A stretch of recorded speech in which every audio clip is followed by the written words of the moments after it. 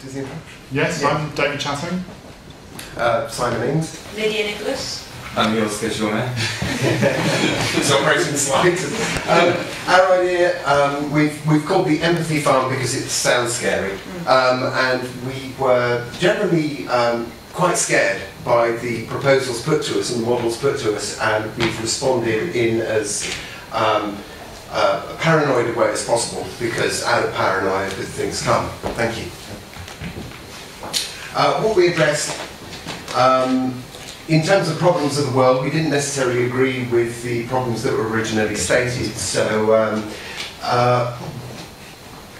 it's less a question that democracy is failing and that democracy is a terrible thing, but that certain systems and metrics don't work as the capitalist system continues to develop. The chief one is unintended consequences of metrics. The fact that your metrics are getting more and more complicated, you're trying to model the world. The better you model the world, the more it resembles the world, and the more its confusion and complexity. But there's a lot of issues of power about who decides what's to get measured, what gets to be promoted, and how one engages with those metrics and tries to game them, as everybody does all the time.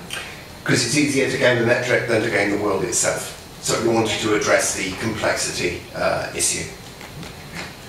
The other thing that throws up, not only can you gain metrics, but you can drown in them. We also wanted to address the fact that the alienating effect of late Western capitalist society is driving us to reach for gameability of things that we really shouldn't try and make gameable. Things like heroin, things like hard drugs, things like driving too fast and all the rest of it. We address the, we're constantly addressing the, what do you call it, symptom.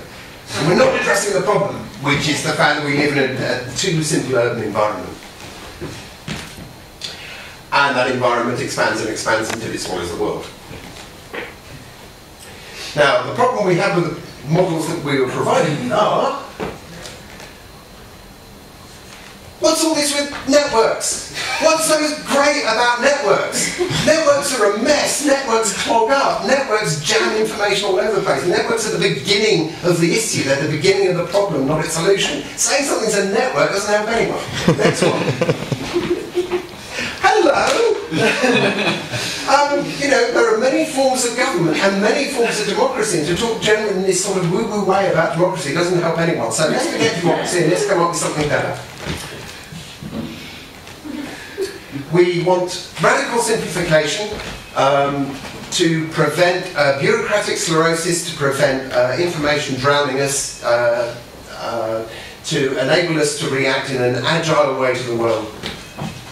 Localism is one obvious solution, and this is exactly what we want to talk about.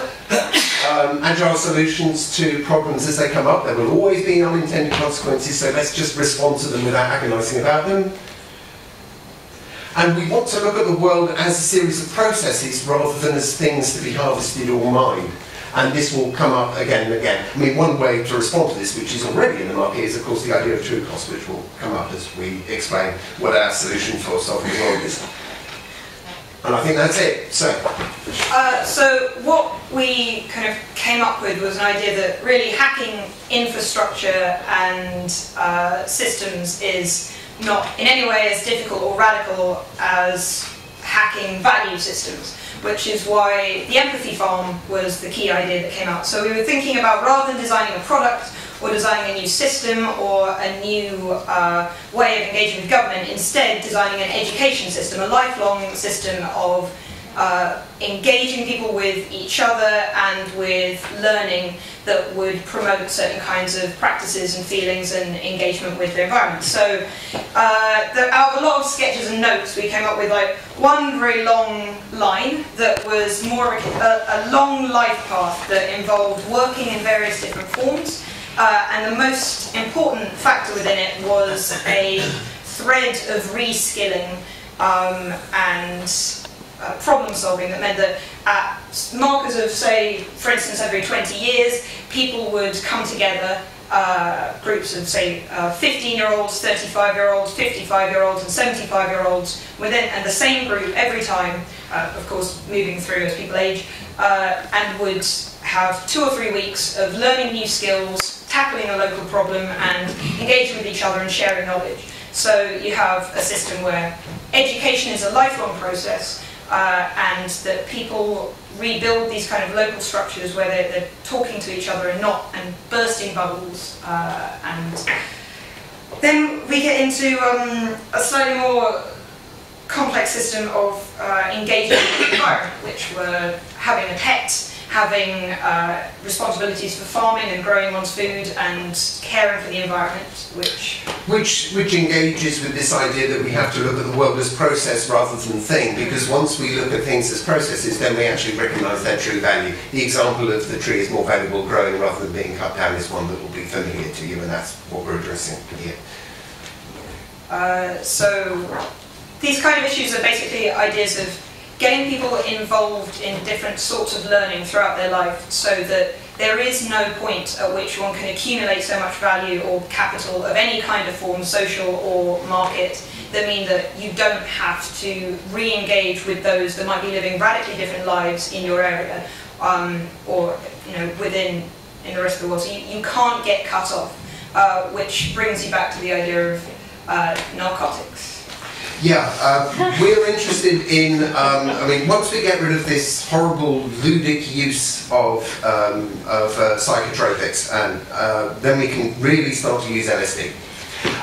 We can start to use the religious, essentially a religious use of drugs as a mind-expanding thing. I mean, very briefly, LSD doesn't do anything to your head other than throw a switch. The drug itself does not generate any of the psychedelic effects that LSD is supposed to trigger. It's actually a fit that started within your own head. This has not been explored for donkey's knows how many years. There were about 10 years of research and then it all stopped. But look in the history books. The use of psychedelics in spiritual development and spiritual exploration is throughout human history until about 70 years ago, in which it all went woo-woo and very strange, thanks to the late 50s in America, where everyone was alienated and everyone thought everything was a game, and we bought into it as well. So we're looking at a way of trying to encourage empathy, trying to encourage an understanding of things as snapshots of process, and, sorry, LSD is a really good way of doing that. So the idea that within one's lifetime there are built-in several kind of bureaucratic, practice elements of coming together with other people and discussing local problems in a way that builds a community, the ability perhaps to legalise certain kinds of drugs that would allow one again to open up one's reality to thinking about other ways of being, and we involved as well in our lifelong system of education a national service of speculation and improvisation, where people have to come together and work through scenarios and create imaginary and speculative worlds, which would hopefully create a sense of empathy and questioning and openness to alternity, which mean that you don't get trapped in the ossified bureaucracies that we are desperately trying to escape here. Now this is massively capitalist and market-led, this whole idea, because what we're interested in is to generate social entrepreneurism and entrepreneurism in its broadest form. So no company can have more than 40 people. If you don't like it, speak to Branson, he's done quite well out of it. We have a system of multiple currencies so that your social currency turns into a sort of gold standard currency at the age of 35. So you have different handling of currency at different ages to encourage entrepreneurism, to encourage good ideas, to enable good ideas to flourish and not ruin the lives of people whose ideas fall by the wayside. So that was that and pets. That and pets, yes. Everyone's got a pet Everyone's as well, got a pet. because that helps with the empathy as well. It's rather radical, but I think it would be fun. That's most importantly. I think that's us, yeah.